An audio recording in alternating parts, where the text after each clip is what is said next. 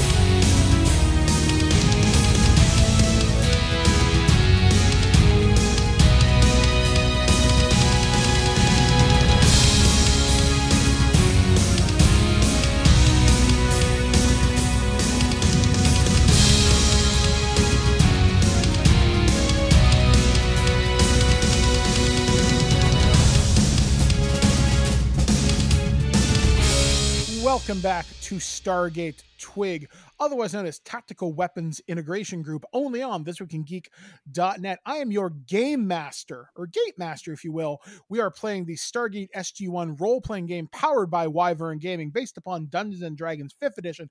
If you want to check this out, you can go find this very, very easy on the web. Just Google Stargate SG-1 RPG. You should be able to find it. Digital and physical formats are available for this game if you wish to play along. So, we are joined on this adventure to planet JP-23. We are led by the leader of Stargate TWIG, which is from the great state of New Jersey. It's Ken Reels from This Anime Podcast, and I am Saul, the leader of this merry band of... What would you call us? Just misfits? Chuckleheads? Chucklefucks. And of course, it wouldn't be TWIG without my compatriot in arms, my Dr. Bob, the guy who usually keeps my computer from blowing up. Usually. Alex, the producer here, speaking of, has it blown up lately? Not recently, but I have to remember, keep doing my Windows updates. And then finally, from the great province of Saskatoon, in the city of Saskatoon, it's city. JT from Saskatoon playing Lieutenant Carter Hall, who remembered to bring his funderwear because, shit's going to get fun quick. All right. So when we last left our adventurers, they had come to this planet JP-23 to investigate what, basically they're there to do a supply run, make sure things got back to Stargate Phoenix, and things have immediately gone sideways, as they most often do, because, hey, this is like a television show. And they're looking for their replacement trainee is just been ambushed. The Jaffa Onaran has been ambushed by something that came running out of the bush and literally football tackled him. So as you guys are all kind of standing there in stunned shock for a second, you see this, it looks like a person, but it's covered in green, like mold, and just it looks like it's part person and part something else. You're not entirely sure because it's all moving so fast, and the Jaffa's doing everything he can to fight this thing off, but he can't get it off of him. It starts just screaming in his face, and the voice is not quite something you've ever heard to expect. In fact, everybody roll me Ken or JT, you might know this. What would you roll for fear effects? That's Constitution, okay, 100%. Roll me Constitution, everybody. That is 24. Okay.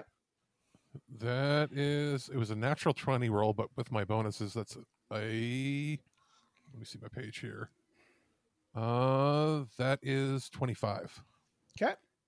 17. Okay, so... We are not afeared. Saul, you're a little bit shaken up by this because that is not unlike something you would have heard in your planet's legends. There's creatures that haunt some of the depths of your planet's oceans, and when they come to the surface, they are supposedly sound like this, and it's a horrifying sound to hear. The members of Fire Team Paladin, I'm going to roll for them all at once. They roll a 15, and they are also kind of freaking out right now. Like Linda, Hendrix, and Matthew start to back up. They draw their weapons, but they don't want to hit their Jaffa friend.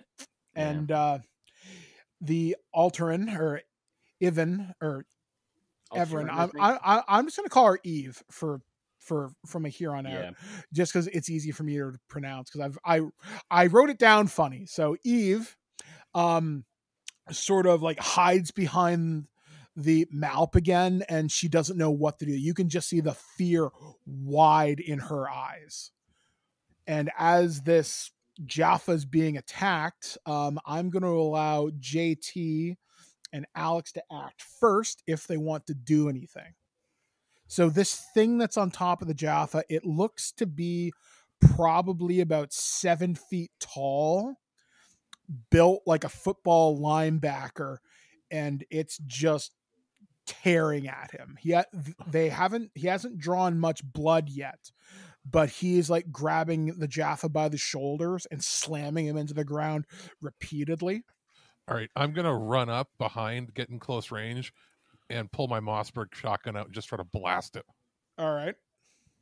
And after he blasts, Carter's going to run up and try and pull Onarin back towards the rest of the group. Okay. Right, let's roll this bitch and see what happens. Okay, is that a straight roll, or is that like an athletics? You can roll either or if you want to do strength to oppose the strength of the creature, or you can roll athletics to try and grab him out. I'm going to blast it with a shotgun. Same value, so yep. That's a 16 altogether. That is a hit. Well, I mean to pull him. Pull him, yeah. So you grab him, and it's going to resist. And it rolled a nat 20. So it's solid, but because your roll was so good, it just means its grip hasn't been broken. Well, I rolled a nat 20 as well. All right, so you hit this thing to blast it with a shotgun at short range. All right, roll damage for me. Not that hard to do so, right? Yeah, not that hard. You're so close. So it's 1d10. I got 2 shots before I got to reload. So d10. Let's roll that sucker. 8. All right, so you blast this thing. The force of the blast does knock it loose from Onarin, and it goes tumbling away. It's pretty badly hurt, but it starts to get back up. As this thing gets back up, it's like I said, it's this big green hulking humanoid-like creature. It's a giant-sized man thing. The man thing wouldn't be a terrible way to describe it, but as you look more closely at it, it's wearing pants. Uh-huh. So it looks like the creatures from Don't Go Into the Basement, the Goosebumps book. I've actually never seen that. It's wearing pants and boots, but its upper torso is completely disfigured, and you can't even tell where the face was. Ew. This is making Dr. Bob very nervous about all the coughing and breathing in of spores we were doing. A voice comes over the loudspeaker, and you hear a pressurized door open in the middle of the base. It says, "Get inside now." And Carter looks at Bob. Carrie points at Onarin. Gotcha. All right, so you grab Onarin. It's going to be all right. Pat on the head as I pick it up. And we booked the Saul's just going to grab Eve by the scruff of her collar and just throw him on his shoulder and just run. All right, so you grab Eve, you grab Onarin, who's like kind of doing the like fireman's carry, and Hendricks and Matthews start pointing their weapons back as you start hearing more of those inhuman roars come out of the jungle. And you see these things start jumping the fence as they start running towards you. You leave the mount behind, I'm going to presume. Yeah. I've still got one shot in my shotgun. I'm just going to turn back and try to blast just one last thing to sort of scare them back. All right, I'm going to roll, see if you hit anything. You don't hit anything. In fact, the shot almost seems to draw more of them out. You start hearing this. And as you get inside, they start thumping up against the door. Mm-hmm. The door seals shut. You hear magnetic locks seal and a pressurized hiss. And as you start to see these things, you're looking at them through the glass.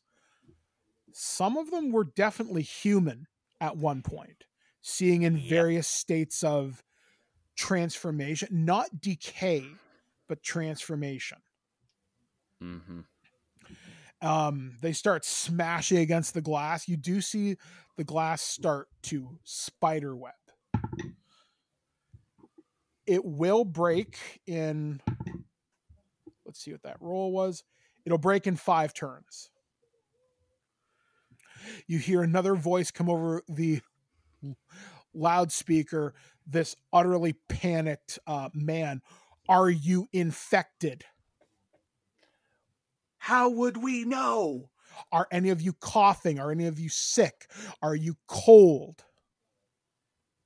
I'm not, says Carter. And then he does that slow, over his shoulder, panicked horror movie turn and looks at the rest of them. I can't speak for the rest of them.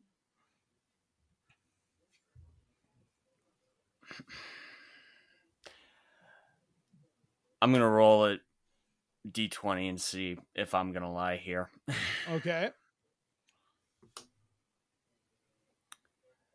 Yeah, no, I'm telling the truth. Okay. What are you going to say to him?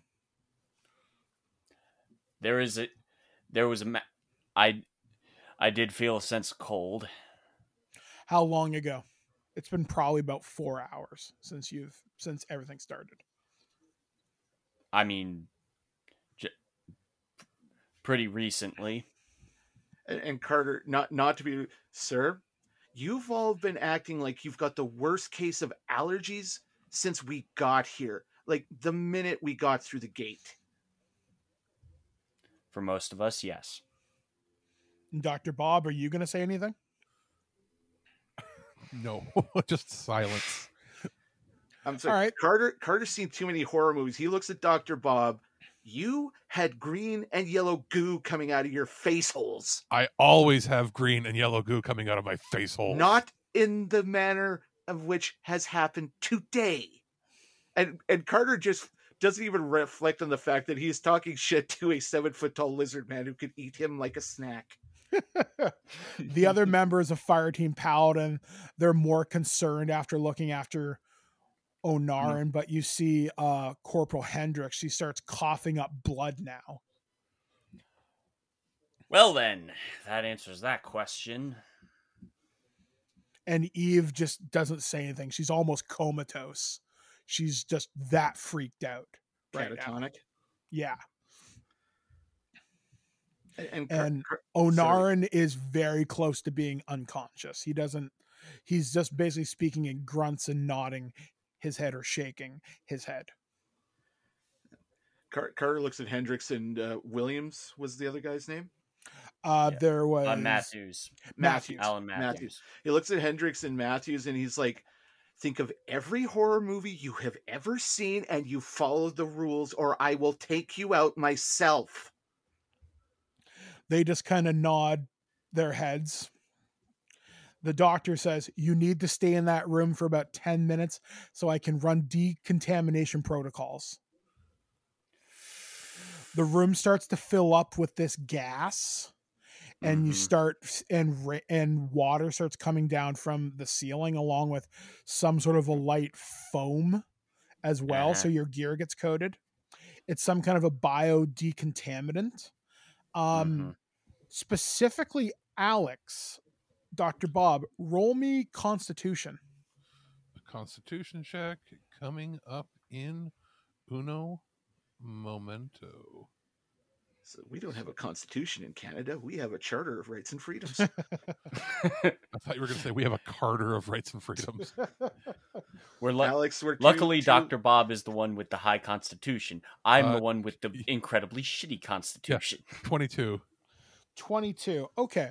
So you start feeling the biofoam. It really stings your skin and your lungs because you have to breathe some of it in to decontaminate. And through your medical knowledge, something doesn't feel right, like at all. Like you feel fine more or less, but you feel really, really tired. Like unusually so. Like you want to go take a nap.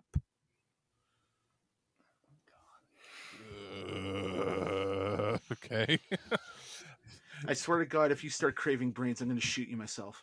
So, but I'll say that I always crave brains. Knowledge is the it starts trying to make a joke and just goes, I'm too tired to do this. The creatures outside continue to pound on the glass. More spider webbing appears as they're just literally throwing themselves at it. Mm-hmm. They roll a nat 20. Oh, God damn it. Breach of the glass. You see one of the arms shoot through, and because it's that safety glass stuff, it doesn't like collapse, but it impacts where like it would, where like you could push it through. Mm-hmm. They haven't figured out to continue pushing that one spot, but it's breached. So the doctor's like, I'll try and hurry it up. Is there a panel or anything that we could just kind of try and hold over that breach while like barricade it for whatever time the doctor needs? Nothing readily available because it's a decontamination chamber. The room has to be completely sealed. Yeah. So more of the foam and more of the water starts coming down. You start getting hit with this ultraviolet light as well. So the foam starts to evaporate into your skin. May I ask what I assume did the hand that breached touch any of the foam or anything? Not that you saw, but you do see the hole is still like the impacted part is still there. Okay. But nobody is actively going towards it. That's something you do notice. All right. Yeah. So that's what I thought. After another minute or two, the decontamination shower stops. The foam has evaporated into your skin. Another series of doors opens up in the room, and the doctor says, "Run now." Don't have to tell us twice. All right, so that door opens up. You hear the mag locks disengage. The pressure releases. You're led into another smaller hallway, and there's a long. Basically, you're in probably a 30-foot hallway where you can barely put your arms out. Uh-huh. And the doctor says, "I have to spray you with one more thing. Hold that door, whatever you do." And basically you get in the room, the room starts to fill with another spray and another set of heavy decontaminant light of some type. And after about another minute or two, you start hearing the breach from the outside get bigger as you hear the tearing of metal off of moorings. Sorry, Mike, you go. And the creatures are definitely inside the decontamination room now. Okay. But as they enter, they start screaming louder. And with that, they start to back off. After about a minute or two passes, the light passes, the spray stops, the final decompression door opens, and everybody, you're inside of a room, and it's pretty big. It would probably what would be the central lab area. And you're inside with about 5 other survivors. You see three men and 2 women, presumably of human origin, but you're also not entirely sure. Mm-hmm. and I'm assuming, are any of them military? You're not sure. They're all dressed in like lab coats, but some of them look a little more worse for wear. You do see Carter the just body looks, of a okay, dead who's soldier in charge in of the this corner. shit show? Saul just looks at him, and Saul just looks at Carter and goes, "That was my line." Just like a death stare. Carter looks at him. Apologies, sir. As you say that, a middle-aged white man stands up, balding, big Coke bottle glasses, and goes, "I'm in charge of this research outpost. I'm Dr. Cedric Banks." And Carter just looks at Saul and he's like, "Go ahead." So, Doctor, what in the Sam hell is going on? Well, give us the short version first. The short version is there's a planet-wide contaminant, and it wasn't here a week ago. Best we can tell, we're in this planet's, literally we're in the spring. Things are spawning right now, and something has contaminated the air. We don't know what's causing it precisely. It's some kind of plant in the jungle, and it attaches itself to whatever living organism it can find of sufficient biomass and takes control of it. Not unlike certain plant species on Earth that are parasitic in nature and that can hitch a ride on a biological organism. You see this in some insect populations on Earth, but we've never seen it done in mammals before. We started experimenting with it to seeing if there were any properties from the parasite that we could possibly harness. Maybe there's some regenerative ability. Maybe there's some post-hypnotic suggestion, biochemical we could extract. We didn't know. We started experimenting with it. And then everything in the last week went to hell when the rain started coming. So what you're saying is this entire planet is in the midst of creating the zombie goddamn virus, and you didn't listen to Ian Malcolm's advice, and you just didn't stop to think about whether or not you should do this. That's the thing, though. They're not exactly zombies. They're infected people, but the thing is, we think we can turn them back. We've been able to stymie the effects here in the lab, or at least delay them. We figure you've got about 72 hours before you cross that threshold of where we can't do anything. And Carter facepalms, where he covers his eyes and he's rubbing, and he's like, "Great, next you're going to ask us to capture one of these fucks."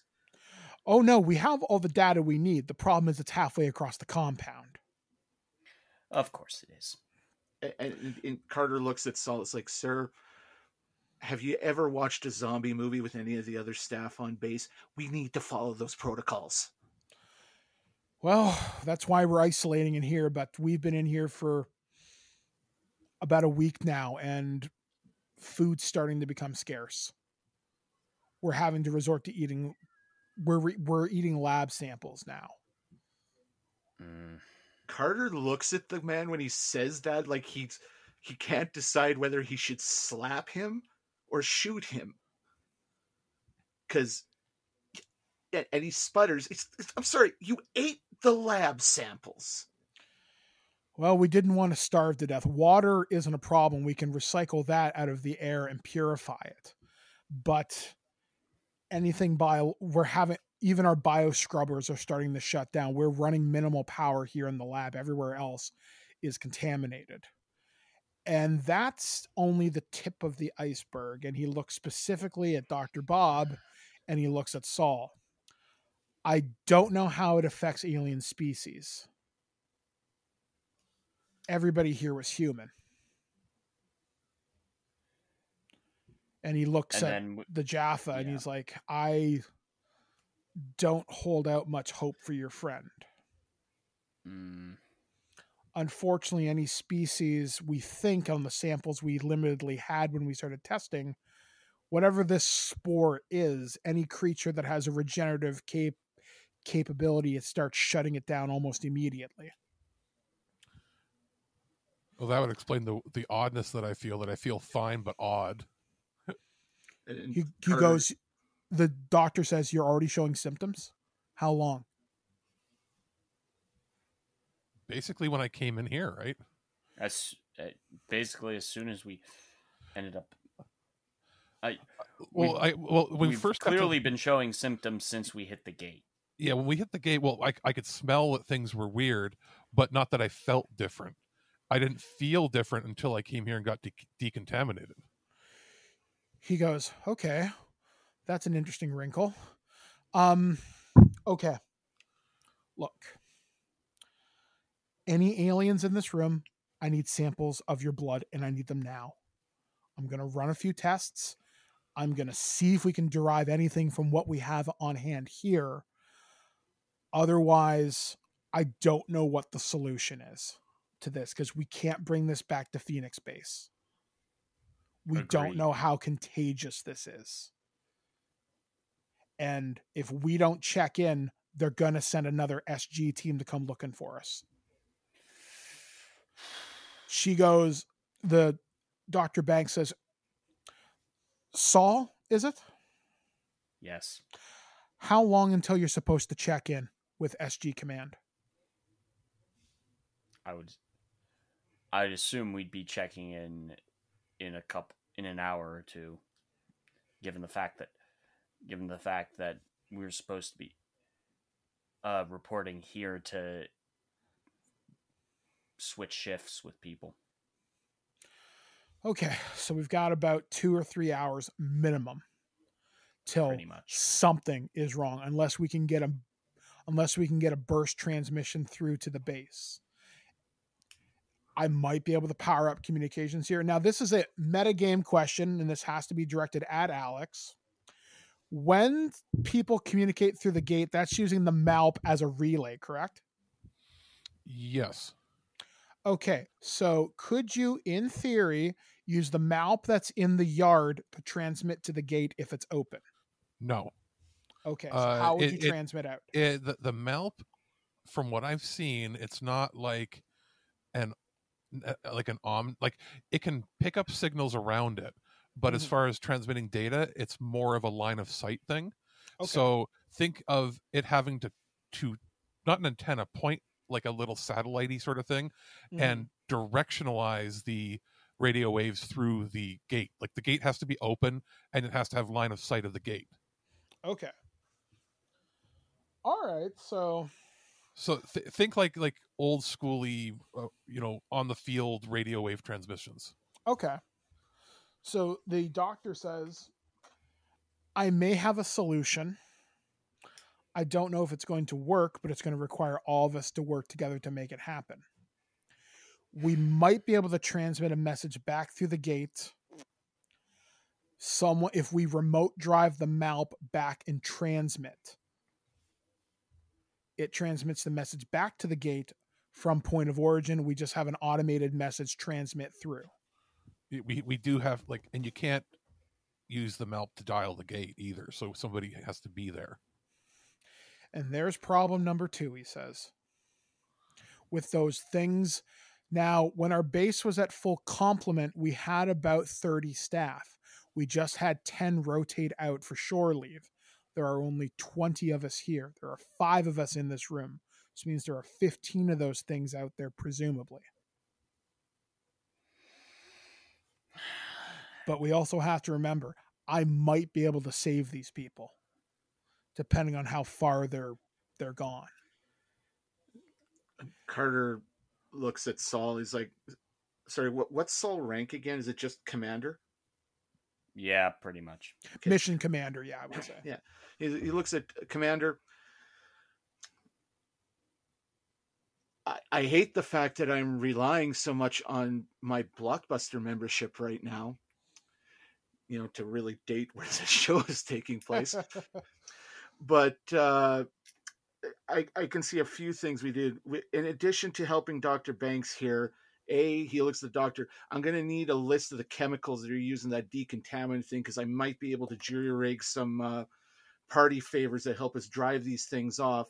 Also, if we can get at all the Humvees were outside, correct? Yep. Mm-hmm. Okay. If we can get this together, make a mad dash to one of the Humvees and use that as a modified armored transport to get to the gate and get the Malp to the gate. We got to be smart about this, sir, because I have seen way too many Romero features to know how this turns out when we don't work together. And possibly respirators. Yeah. And when you say that, Carter looks at Dr. Bob. Why am I not affected? Yes, why aren't you affected? The Dr. Banks goes, "You're not infected? Give me your hand now." Carter does. He does, and he jabs you with basically would be close to an insulin kind of blood kit sort of thing. Yeah. Takes a sample of your blood, runs it under a microscope, and he goes, "Okay, I need an hour. Yeah. Let me analyze this." And maybe just before he goes off to analyze it, we give him a quick rundown, not of everything that happened in our last mission, but just I was probed and testing back at the base. You know, I've been cleared for duty, but I still have this stuff in my system. Dr. Banks goes, "This is certainly news. I had no idea Phoenix Base had contact with such entities. You'll have to tell me more about this gatherer. When or if we survive this."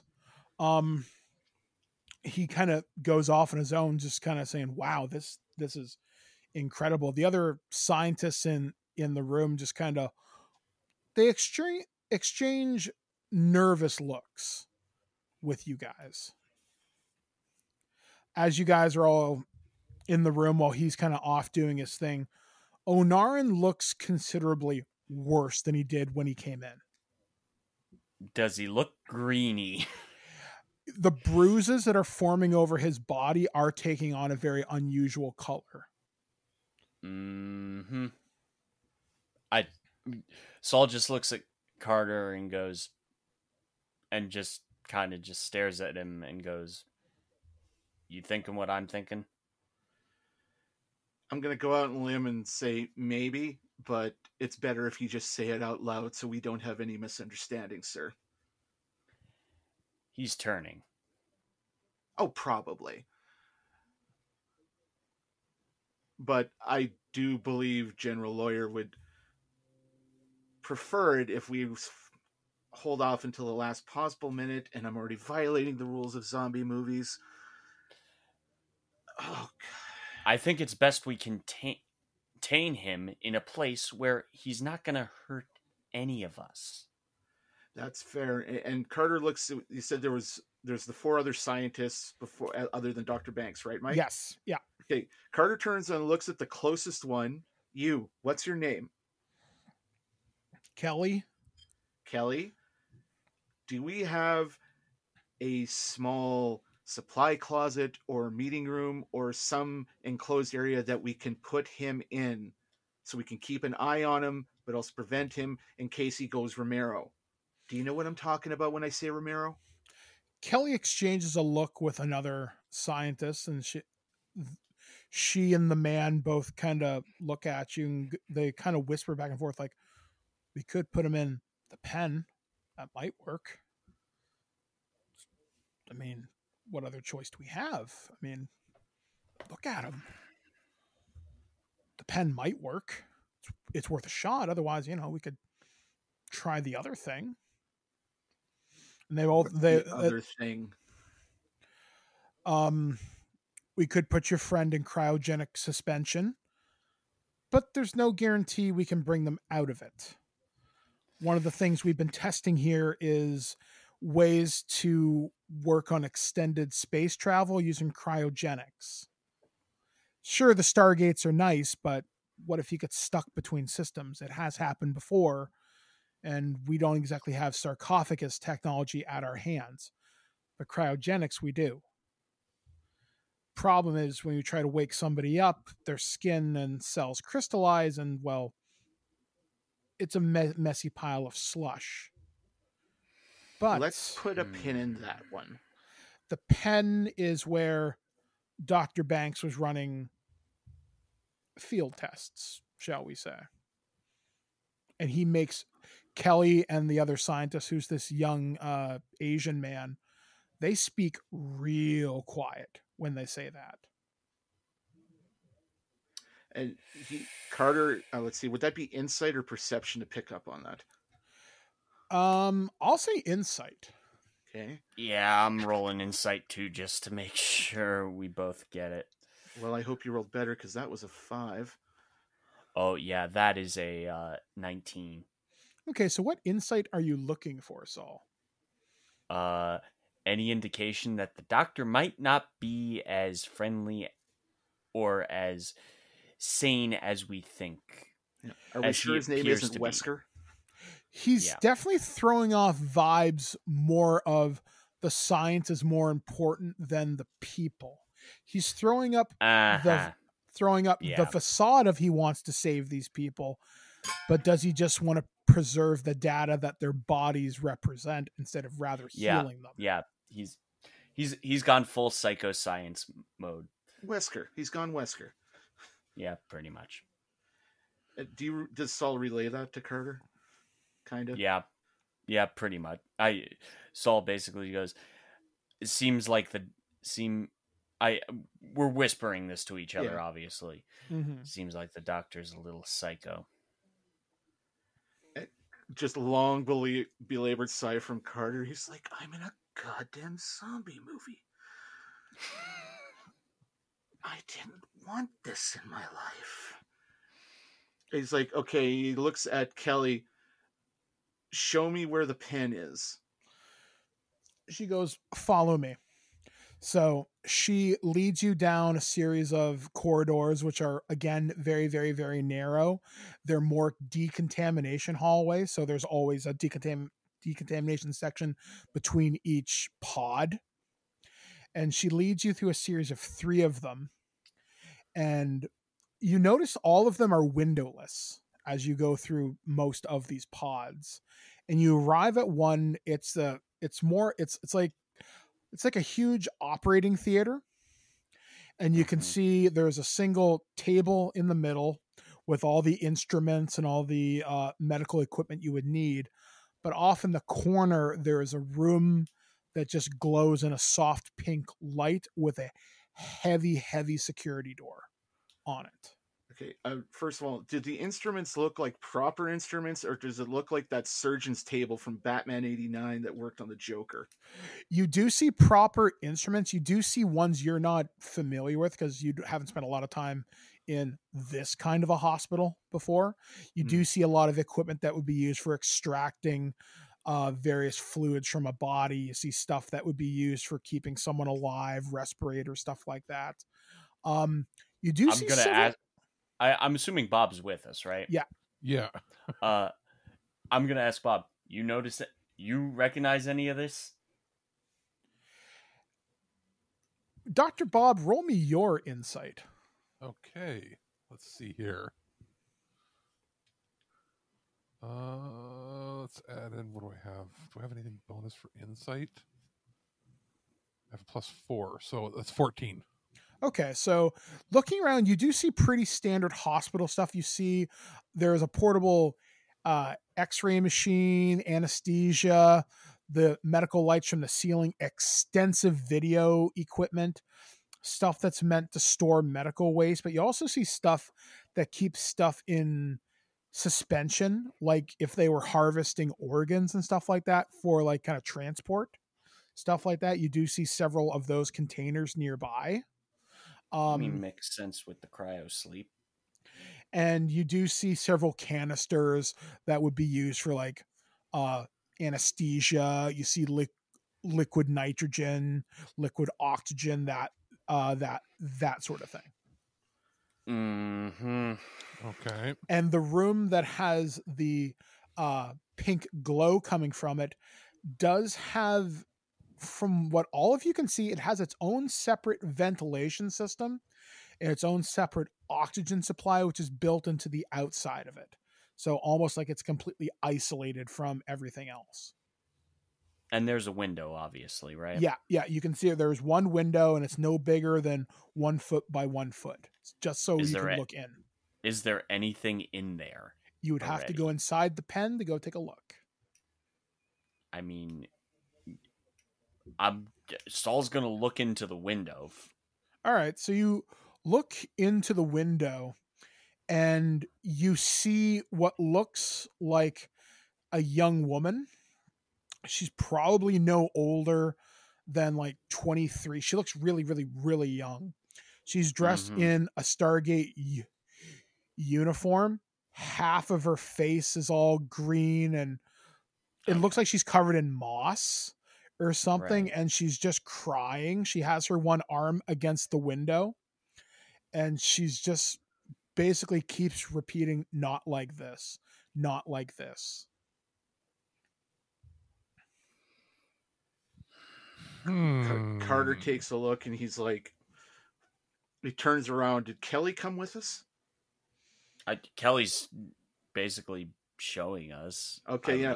No, Carter grabs her by the arm, brings her up to the window, stops short of slamming her face into the glass. Explain now, or I let Dr. Bob fix you. The treatment didn't work. The treatment that Banks was telling us about? Whatever Banks tells you, he's lying. Of course he is. Sir? We have to get out, but we're all infected. But he's the only one that has the keys to any of the vehicles. He's the only one who has the dial home device. And Carter looks at Kelly. How does the infection work? I'm a botanist. It's a spore. It's in the air. What happens is Banks wasn't totally lying to you. This planet's in spring. What we didn't count upon were a lot of the plant species' mutagenic properties. You'll notice you haven't run into any mammals here. They're all insects. Whatever it is, it mutates mammals. Any other creatures, we don't know what the effect is. Dr. Banks is looking at this as she really hangs her head low and just looks at the floor. She says, they're looking at it as a bioweapon. Carter wasn't wrong when he called him a Wesker. She goes on to say, most of the Goa'uld inhabit mammals, people. So, in theory, if we can take out the host, the parasite should be easy enough to deal with so we can capture. The goal is to incapacitate. The problem is things got out of hand. And that's not the only thing. And she follows them over to, Kelly directs you over towards a computer. And she says, this is only lab 1. Lab 2 is what we really have to worry about. She brings up a monitor, and it's a security feed. And in the security feed, you see a room that has 4 tanks in it. Like 4 vertical tanks that look like aquariums. 3 of them are empty. 1 of them is not. You see what looks like something moving in one of the tanks, like the liquid itself has a memory to it, like it moves with purpose, action. This was a creature that we brought up from the sea floor here. Long and short of it, it's a giant amoeba. I'm going to roll my insight to see if I have any knowledge of this. That is a 17. Looking at it between all of you, it's like a giant amoeba. It's a giant single-celled organism. The cell just happens to be giant because of the oxygen-rich environment of the planet, and because of the restrictions of the pressure in the deep ocean. This thing can get monumentally huge. So they brought it up for study to see if there's anything they could learn from it. 3 of the samples have escaped. Carter's like, they're mindless, but that's about it. So what you're telling me is, on top of working through one of the worst zombie scenarios in the history of mankind, we've got to fight 3 versions of the Blob? She kind of nods her head and goes, well, that's about the long and short of it. I was brought here just to research these things. These things were a marvel. They could repair themselves. The most amazing thing is they produced the most amazing lubricant that would revolutionize machinery if we could replicate it. But when Dr. Banks's experiments escaped, it compromised almost all the seals in all the buildings. The main lab is the only one that has pure air right now. And now that you've all come in, we don't know how safe that is. I don't trust Dr. Banks. I think he has already inoculated himself and is waiting for all of us to die off, but he needs our research first. Carter just... and he points back to the pen. What's her name? Her name was Marie. Do you have a last name to go with that? I tried not to ask. And Carter's like, okay, they probably have records of her back at base. So he looks at Salt. Commander, you're in charge, but if you want my opinion, there's no way we can let any of this research leave this planet intact. This is too great a risk to the universe. There might be something of the biological data that's worth bringing back, at least the findings, not the samples. The samples shouldn't leave. Obviously. The data's fine. It's a sample. And as much as our job was to bring the samples over, we're not doing that. There's no way. All right. And he looks at Dr. Bob. I'm assuming just outside of this.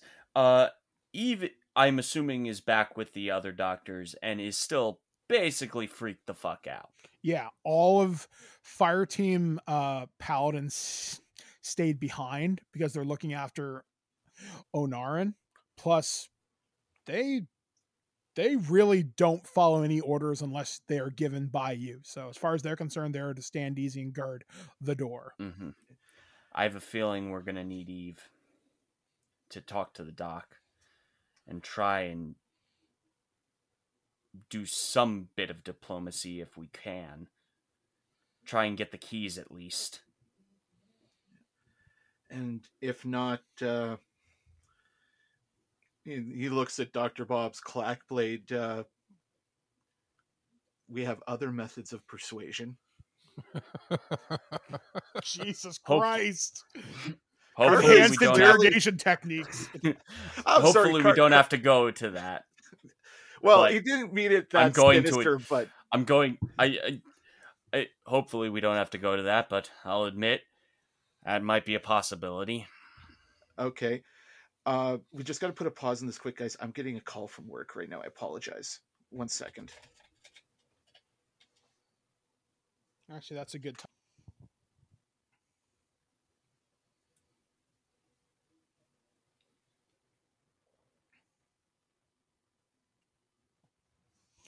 Okay, so the Dr. Kelly goes, well, if we can secure whatever research Banks has, or if you can keep him busy for a moment. I can find out what's going on with you. We can see how badly infected everybody here is, and at least we can get a timeline to figure out how much time we have. But we got to make sure another Stargate team doesn't come through first. Yeah. Like, all it takes is those things to rush at the gate and overrun Phoenix site. Those things are highly infectious once they touch you, especially if they breathe at you. Their viral load is off the charts when they're in what we call the feral stage. I'm guessing burning isn't an option either. It would work. Fire is the purifying energy that cleanses all. In our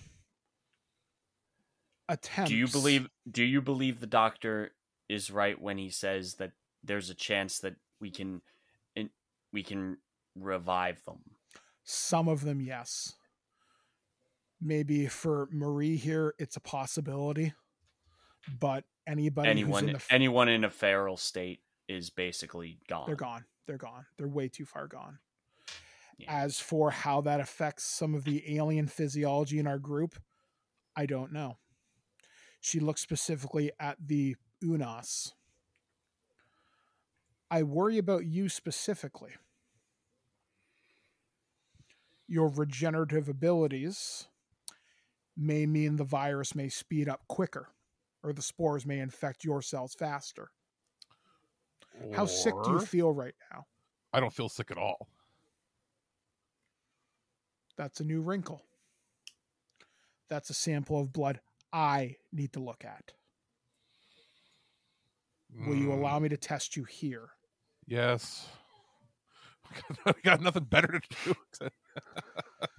So she takes a sample of your blood and goes over to one of the laboratory computers. And she starts running analysis. It takes probably about the better part of half an hour. And she goes, well, that's very, very fascinating. Could you give us the room? She says. To whom? To all of us? We're you. Leaving? No, to you specifically. Get your friends to leave the room, please. Oh, get them to leave. I thought you get me to leave. You check my blood and tell me to leave the room? Ain't happening. Yeah, we're good. Everybody take... We acquiesce. 5. Yeah. So she sits you down on the table and she goes, well, I have good news and I have bad news. Good news is you're infected. And there's a big bright side to this.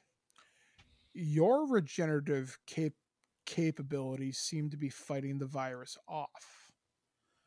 However, you are also currently mutating. What that means on a cellular level, I do not know. I can tell you the immediate effects of it right now, though. The immediate effects means your regenerative abilities as they were do not work right now. But that's because they're working overtime.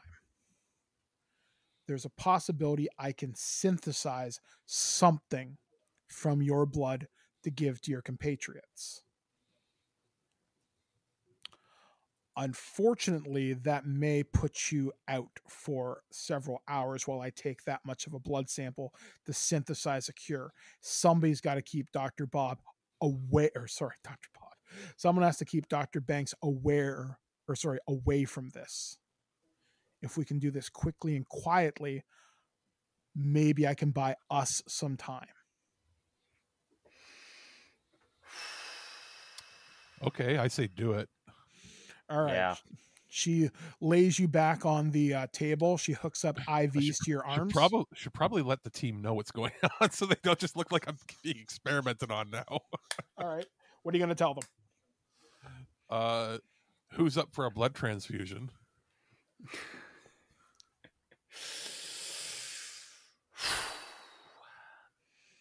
All right. So Kelly begins hooking IVs into your arms. You sit back on the table. I turn to Carter and, understanding how Carter seems to perceive the world through references, I just turn and say, what if Wolverine had Ebola? And Carter just he's both, that was very succinct, and he's proud of Dr. Bob for making that reference. So it's just that terminology alone, you understand the whole situation. Yeah. and can delineate it to the other people.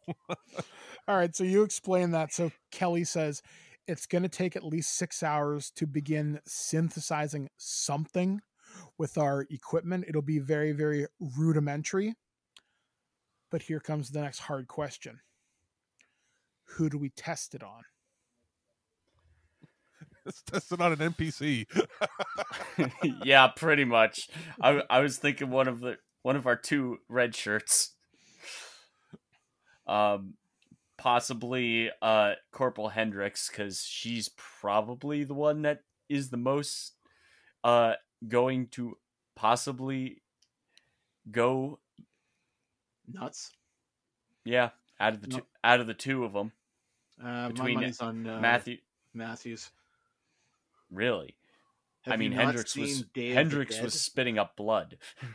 Well, yeah, but you look at that one guy that got the torn in half in Day of the Dead, and that guy was just losing it to begin with. So, it's a 50-50 proposition. Spitting up regular red human blood is a lot better than having blotches on your body that aren't the right color.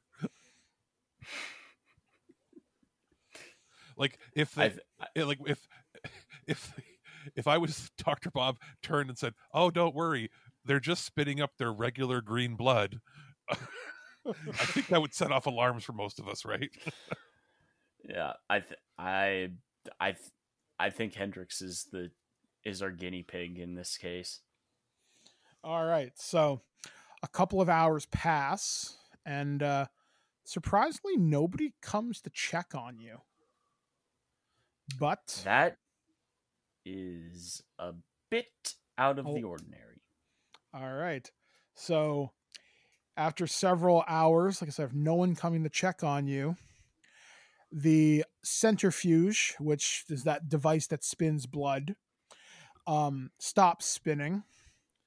And one vial, which is probably about the size of your finger, Dr. Bob's fingers, because they're very, very, very big. And it's sort of this brownish green liquid, and goes, this is enough for a test sample. I can have 20 more samples ready in a day if this works. But we're only going to get one shot to test it on someone who's at the right stage of infection. Who do you pick?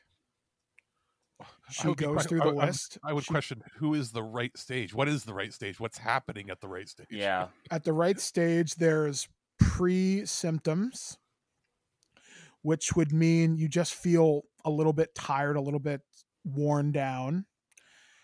The next stage is where you start showing outward, where your skin starts to take on more of a greenish tinge. She explains. The oxygen levels in your blood skyrocket.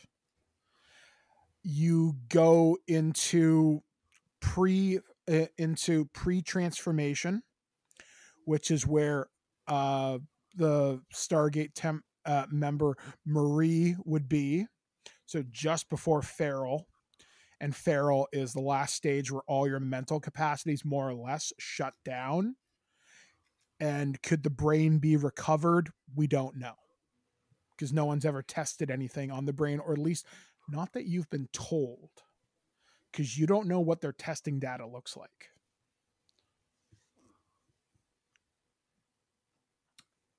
I look at Carter and goes, Hendricks is probably our best bet. Agreed, sir. Although I am going to keep watch over Matthews. something about that guy in this situation. I'm barely holding on. That guy, I have seen bricks that had more give than this man. He's gonna snap. All right. And I give Carter the order, just like I give Carter the nod. It was just like, if something goes wrong, shoot him. I'll take the consequences. All right. So you start heading back through the hallways towards the main laboratory. You enter the room. You see everybody just kind of sitting there surrounding Hendrix, surrounding Onaran. Everybody roll me perception. Mm-hmm. And perception. 19. That's a 19.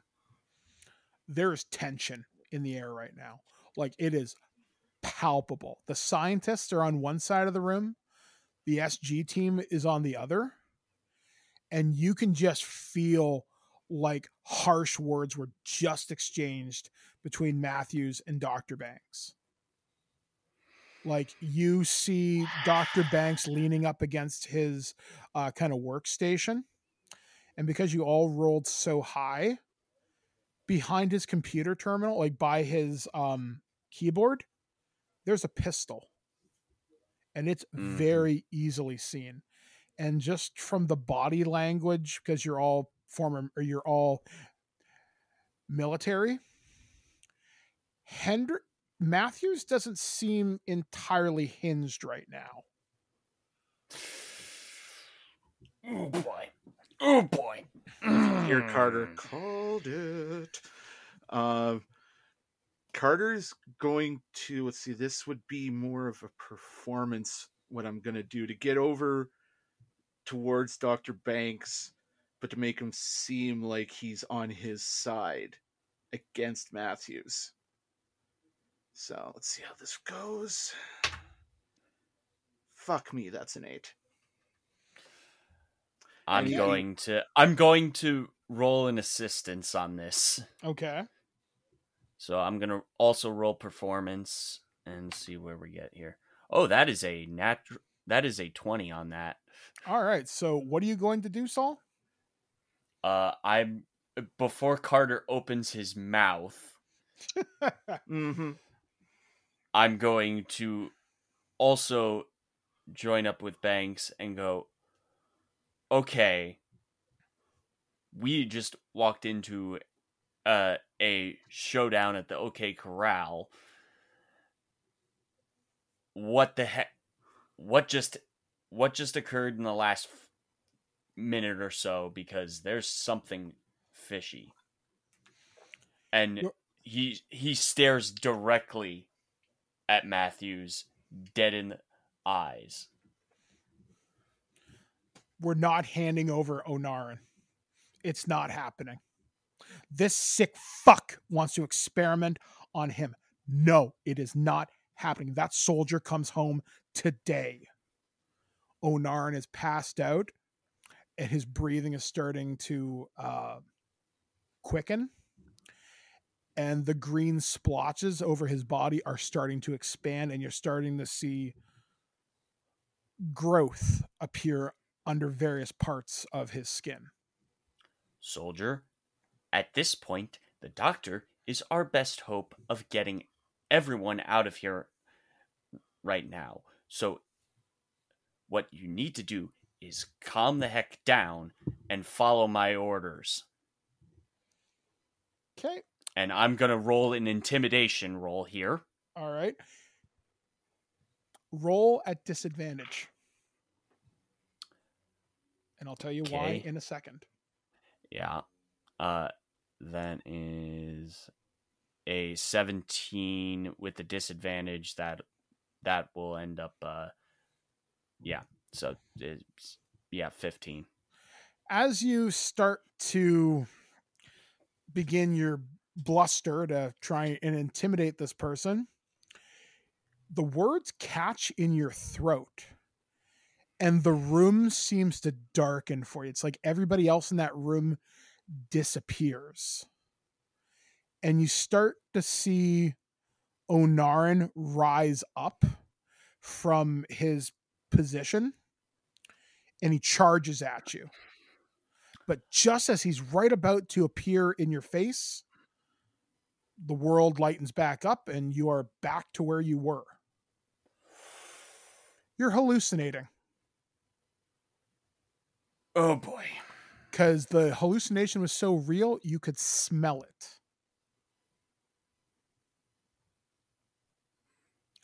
Saul's going to blink for a second.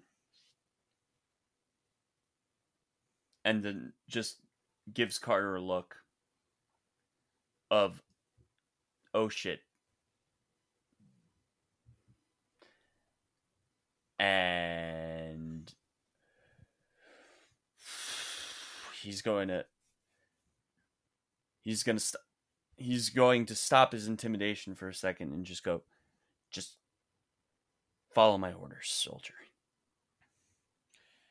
As you're saying this, Hendrix starts looking a little worse for wear. She pulls out her pistol and cocks it. Who is she aiming at? She's pointing it around the room.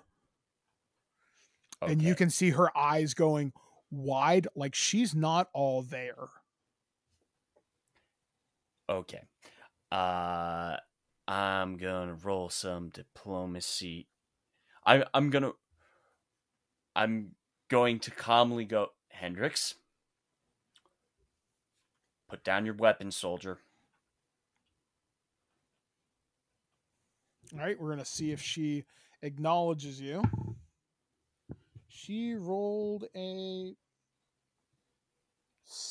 3, so she lowers her weapon.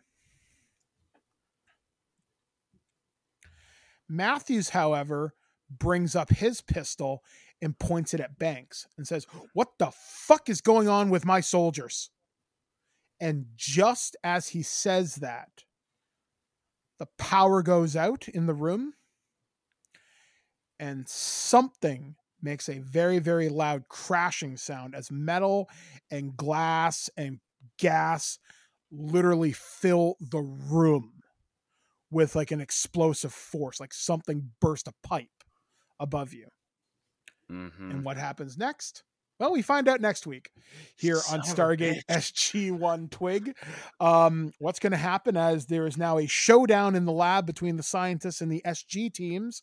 Who's infected? How badly are they infected? Can Dr. Bob's blood be the thing that saves everybody?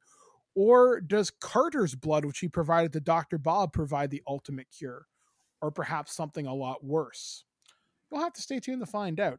So for this episode of Stargate Tactical Weapons Integration Group, we have been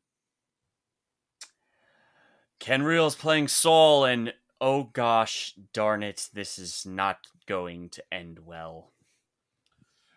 Alex, the producer, as Dr. Bob, who's just kind of more tired than normal because he's given a whole lot of blood and hasn't received a cookie yet. And JT from Saskatoon playing Lieutenant Carter Hall, who is so very glad he never lost his Blockbuster membership card. And I've been your gate master for this wild adventure. I've been Mike the Birdman saying, until next time, folks, chevrons locked. Daniel Jackson, we have caught nothing. We are fishing. Banished to oblivion. Right. Okay, thank you. If you require assistance, I would be more than happy to return to the SGC. No, thanks. I think I can take it from here. Are you certain? Give me that.